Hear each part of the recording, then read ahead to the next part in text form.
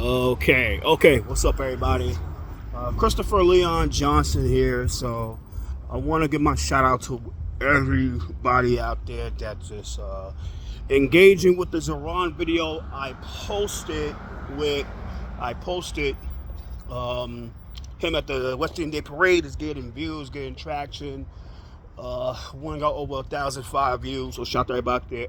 Everybody out back in that video watching it. I know it's gonna probably get 20,000, but as I fuck with Zeron, that's my guy. But just to make sure, from yesterday, I believe it was yesterday. We're so busy helping people out in the city. We feel the days of the week. But Jim Weldon dropped out the race. Jim dropped out of the mayoral race because he saw that he had no chance of victory, and he doesn't want to be the part of the reason why Madonna becomes mayor. And that's gonna be crazy. This is gonna be a crazy September.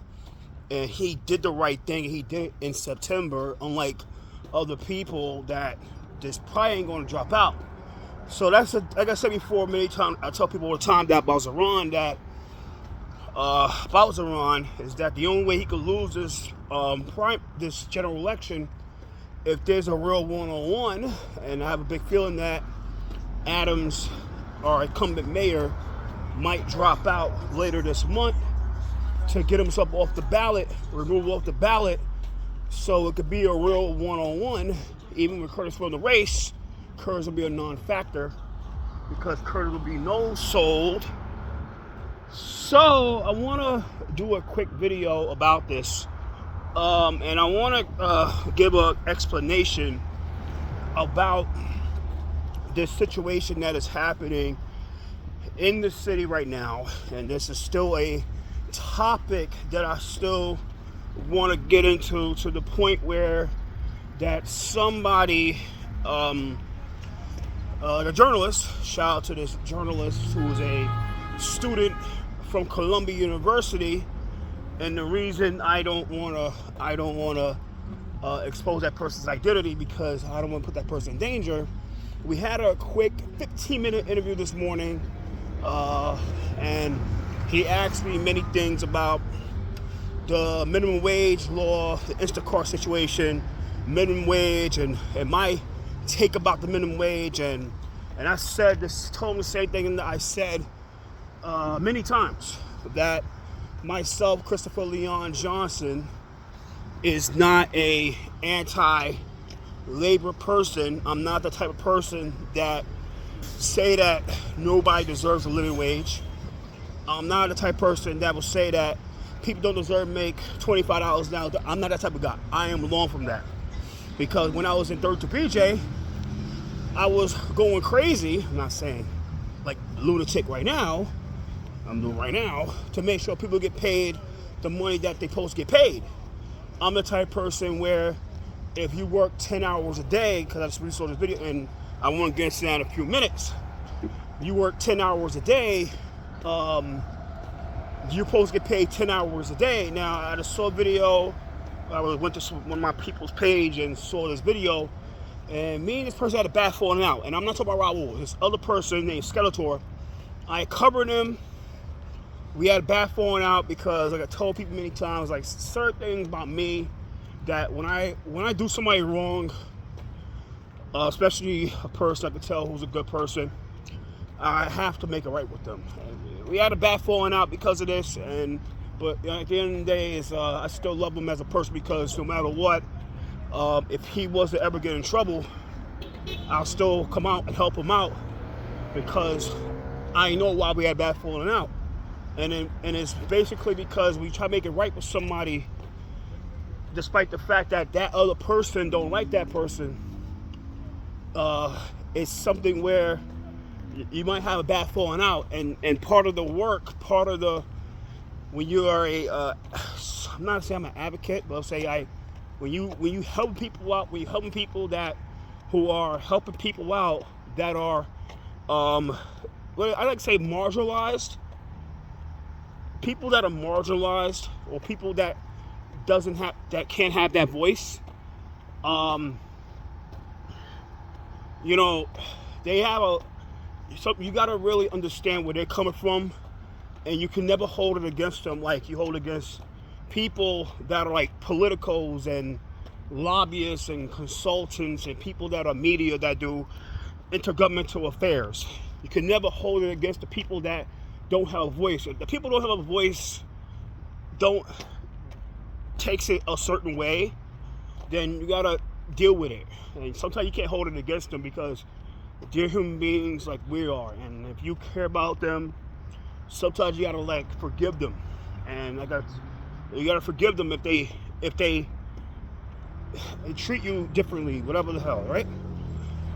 So going forward, I had a conversation with this journalist today about the minimum wage rollout, and I said many times that the rollout for the minimum wage was a bad rollout, because what happened, and I said as many times, was that they only let the city council and the mayor's office and the agencies only allow one nonprofit to deliver the gospel for this idea, and they took no input from other people that did the work in other organizations and groups and people that are close to the work.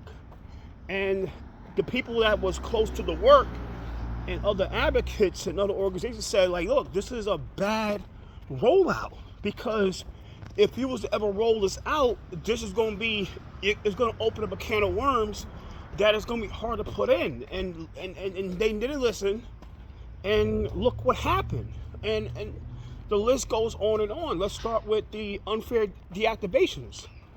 Let's talk about where guys are working like 9, 10, 11 hours, and because of the rule with Uber, DoorDash, and shit like that, they get paid 8 hours. And the thing about it is that 3 hours every week adds up. That's 12 hours a month. 12 hours times $8, that's like $108, right? And it's a lot of money to people.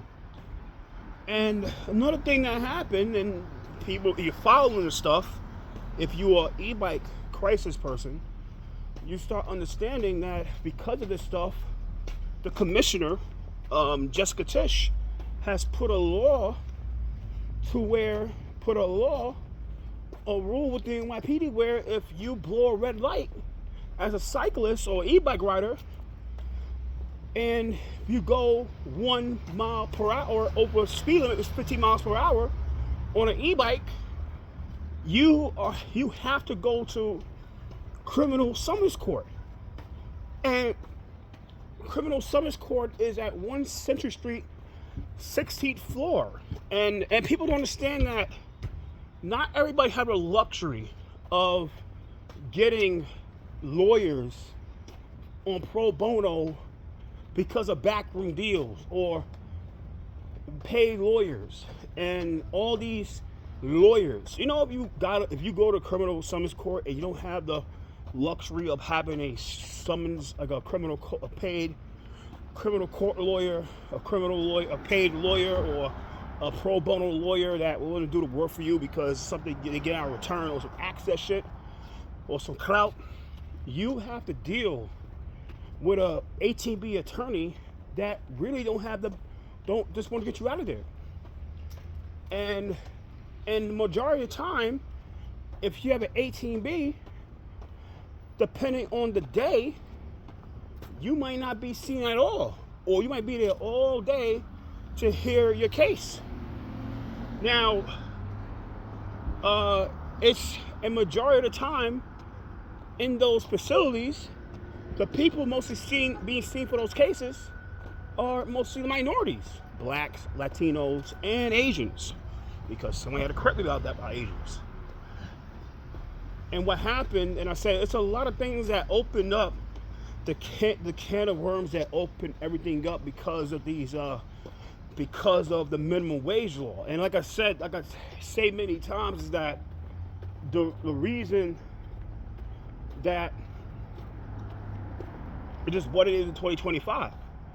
And as many things that came out of this law really wrong, and it's hard to really turn the clock back because the money that been made with this nonprofit, they're not willing to turn back the clock and say, okay, or stop the clock and say, look, we made our billions off this stuff. And I'm not saying they made $1 billion out of it, but I said the money that was earned from the deliveristas because of this law is $1 billion, over $1 billion right now. But sometimes you gotta say you gotta stop the clock to really take everything back to the drawing board. Because, and I want to talk about this, another thing I want to talk about right now, where we have a city council where we have a city council where they, because of this law, the minimum wage law that they championed, the apps took a lot of things out, and now they're waiting until the last minute to say, oh, let's do this, let's do that, and okay, they took the tip option out. Now the city council put the tip option back in, and then now they are unfairly deactivating everybody, and now that city council is fighting like, wait, we gotta stop unfair deactivations. Let me make this clip about unfair deactivations, right? Let me talk this right now. The reason the unfair deactivations are happening in the city council, I mean with the deliveristas, and when it comes to the Uber, the taxi drivers, like the 4 hire drivers, that's a different topic. It's a different subject. But when it comes to deliveristas, the reason this is happening, where guys and gals are getting their accounts unfairly deactivated, is because of the fact of this law. And let me explain what happened with this law, because I was there for the fight, and people could talk about like what went down, and I know what went down that day, and I'm not proud of what went down that day. And the thing is that let me explain what happened, right? So when the law became law in 2023 with Brad Lander, Margie Velasquez, Dirty BJ, Chuck Schumer's behind this thing. There's a lot of things with this stuff, right? They were celebrating this with the mayor before the indictment, and to the point where the app sued the city, and the city had to fight this, and they had a press conference outside. Myself and many of the baristas that was out there fighting didn't like the shit, and we was out there. We gave them hell. They couldn't run it. We gave them hell. And we was there for that case. And the thing about it is, people could say, the thing about it is that no matter what, the people that was there, they were all migrants. They're all migrants, most time illegals, illegal immigrants who don't have papers. And so you can never say that this was like a right-wing attack. This was a Trump attack. These were Trumpers. These was MAGA folks and all this stupid shit. I think it's retarded. These were migrants. These were legal immigrants that was out there who didn't like this bill. And I was out there with them, helping them out, supporting them, because the rollout was bullshit. Okay? Let's keep that 100% to the number button. Now, going forward, let's talk about this. Going forward, yeah, I think I walked. Going forward, I want to talk about this right now, where with that minimum wage, and the city got sued. The app found out, like, look, they had no real case. They wasn't going to win. So they dropped the case, and the Workers' Justice Project, which is ran by the Liga Galapa and Los Deliveristas, they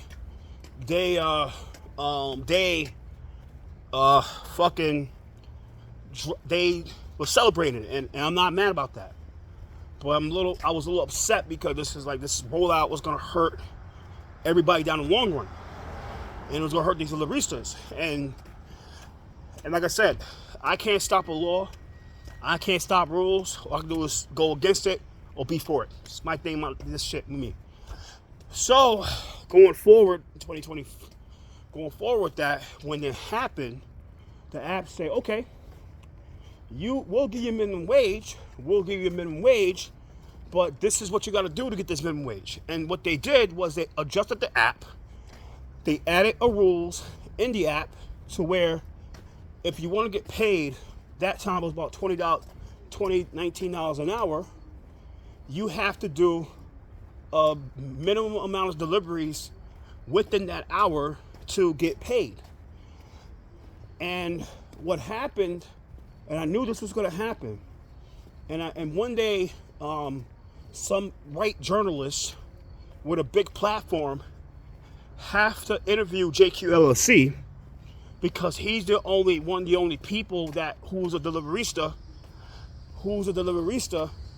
will expose this stuff. We could say, yeah, I'm a deliverista, and this is what I gotta do to get paid the fucking money. You have to do a certain amount of deliveries in an hour in order to get paid. And you know what happens because of that? Majority of these deliveries are occurring in Manhattan because it's the business area of the biggest market in the country, which is Manhattan, which is New York City. But the biggest area for deliveries is Manhattan. So we think it's going to happen that where the money's at is going to be in Manhattan. And all the guys and gals who does deliveries delivers in Manhattan. Now, if you have all those guys and gals that are in that's where the market is at, which is Manhattan, and a little bit of parts of Brooklyn. I want to get to this shit later on about Brooklyn because I'm going to talk about the situation. This is why I'm doing this video, just to educate you guys. If all the deliveristas are in Manhattan, because all deliveries are in Manhattan, and they have to be in compliance with the rules to order to get paid because they work in Manhattan, what do you think is going to happen? Okay, the minimum might be like 8 deliveries in an hour to get paid. And the amount of deliveries you got to do, they give you 8 deliveries you got to do in an hour to get paid. And you got to do those deliveries at a certain amount of time to get paid. And if you don't do it, those certain deliveries in a time, you get a strike on your account. And you get so many strikes on your account get deactivated. So what do you think those guys or gals are going to do? And this is life in general. This happens to anybody in life. It's a thing that comes in people's lives that is called desperation. And it's another thing that is called desperate measures. So when desperation comes desperate measures, and desperate measures creates recklessness. And you know what happens when these three come together?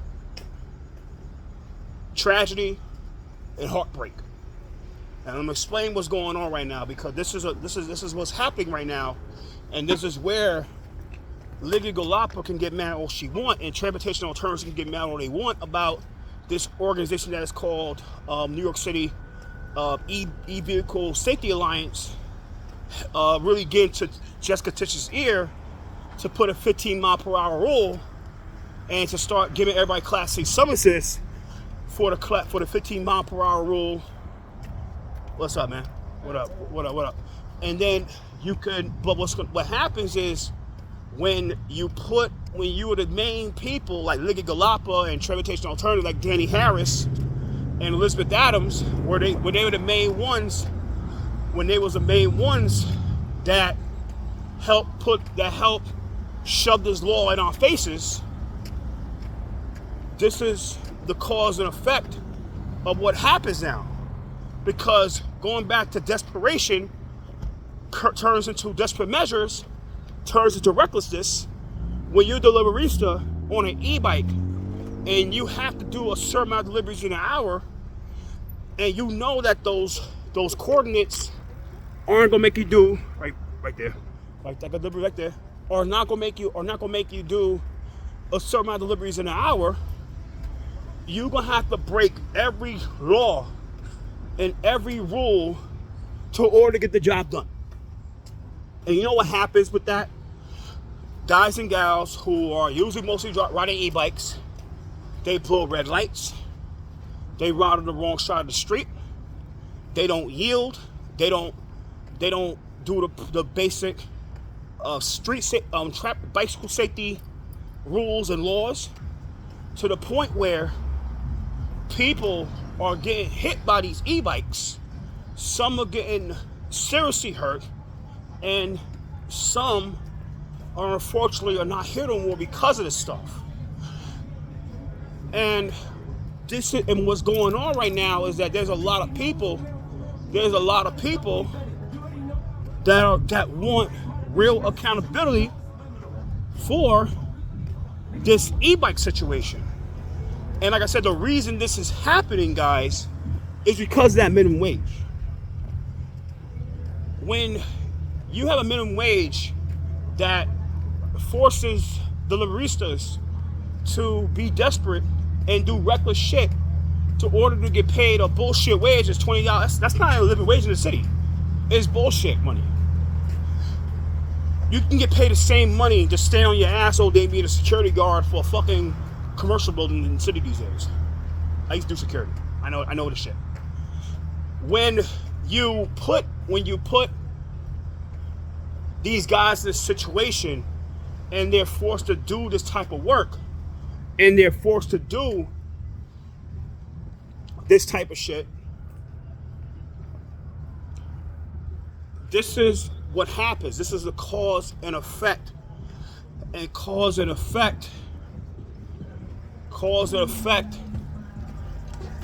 is, this is what generates the cause and effect of the bullshit. Now, in 2025, guys, look, let's make this clear that, so I was talking about Brooklyn, and there's something about Brooklyn I want to bring up, because it's something I want to lead into. The cause and effect puts pedestrians in danger. It put guys like him in danger, to where that those deliveristas are in situations now where they can get killed if they ride their mopeds or they ride their e-bikes, trying to do a delivery, trying to meet the quota. And this is what I want to lead into right now, because yesterday, I think it was this morning in Williamsburg, and you got to stand there. I actually stumped the whole 847 right now on this beautiful third this morning, where what happened this morning in Brooklyn, Williamsburg, Myrtle, and Bedford, where most likely it was a deliverista who rode a moped, died on Bedford and Myrtle Avenue, which is the Hasidic area of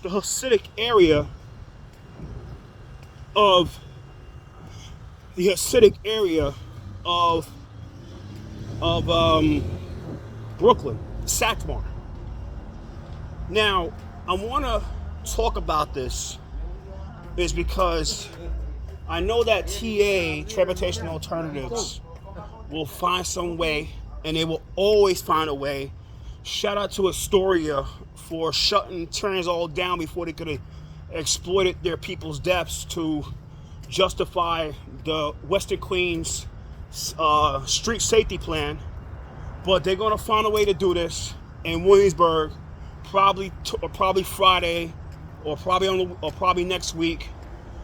And what they're going to do is they're going to do a vigil with Family Safe Streets and probably LDU, Worker Justice Project, and they're going to say that all deliveries passed away, and the way we're going to fix this is by bringing back the Bedford Avenue bike lane. And the truth of the matter, the fact is that I don't think that bringing back the bike lane would ever stop more of these deaths. Because I'm explaining my theory of what happened, because JQ brought this up. And shout out to JQ LLC who brought this shit up. Where what mostly happened was, because I said those guys got so desperate for probably do a sale to get their quota, the deliverista blew a red light. And how it is in Brooklyn, especially around that area, is traffic. It's like it's always fucking cars going down, and because it's right near the BQE. It comes right off the BQE. right? It comes right off the BQ. You ever drive around there, it right, comes off the BQ, so everybody's trying to get off there because they might want to go somewhere. So what happened was the moped probably blew red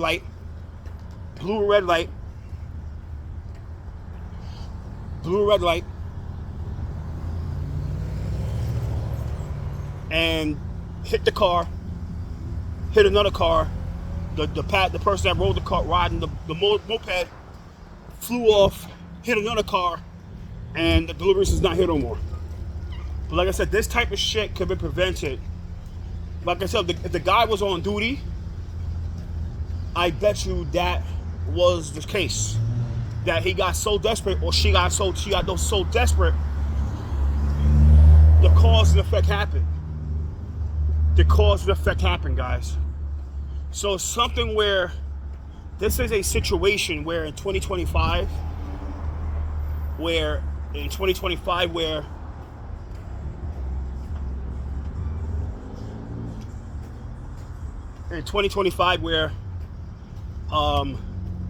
look, unless the city council is either going to really repeal the minimum wage law and really put this back on the drawing board to where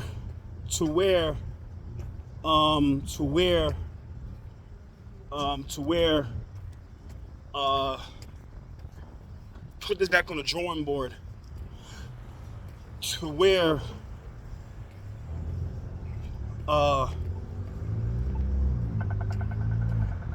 you really say that we want a minimum wage, but we want to make sure that this happens for the deliveristas where they're not unfairly deactivated.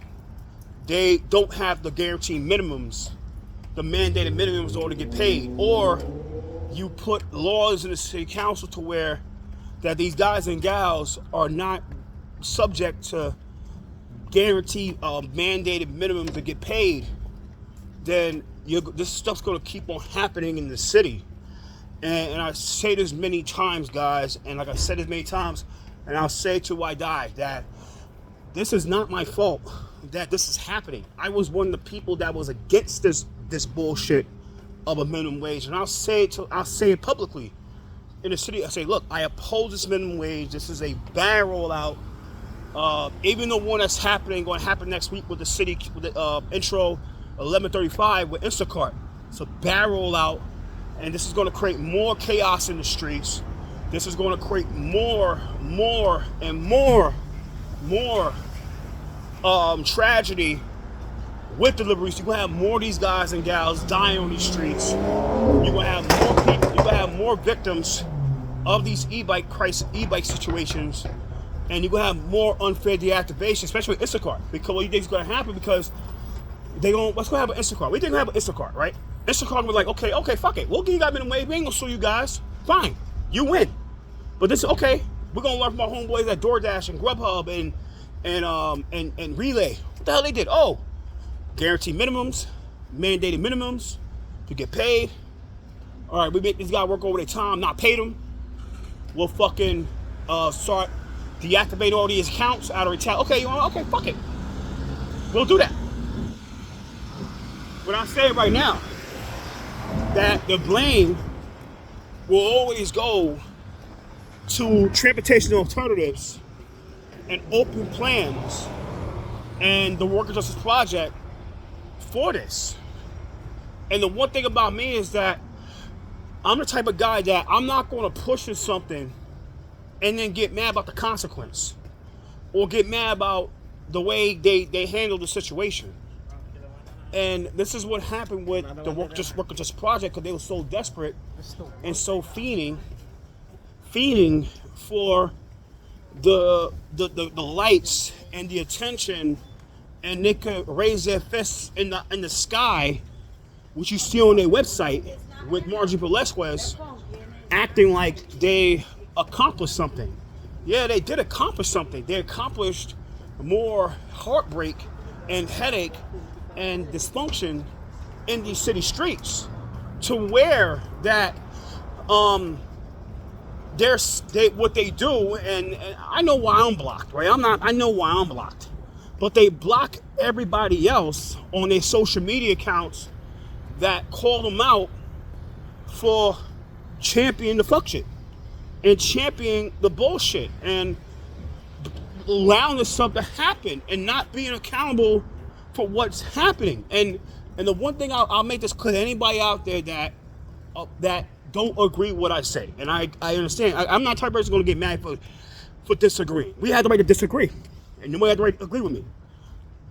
Is that, look, when you don't want to be held accountable for your actions to the point that you block everybody, that you block people, you try to tie them into Donald Trump and right wing and Trumper, and you are not holding yourself really accountable for what you've done as a nonprofit and an advocacy organization. There are times, and I'll tell them this, like Lydia, and I'll tell Transportation Alternatives and Open Plans, all these nonprofits, all elected officials like Brad Lander and Sean Abreu and Shekhar Christian and fucking Sandy Nurse and Jenna Gutierrez, is that, look, there's and I said this to the people in Cypress Hills, like East New York, Cypress Hills, right? Where there comes a time that when you're an elected official or you're a nonprofit leader,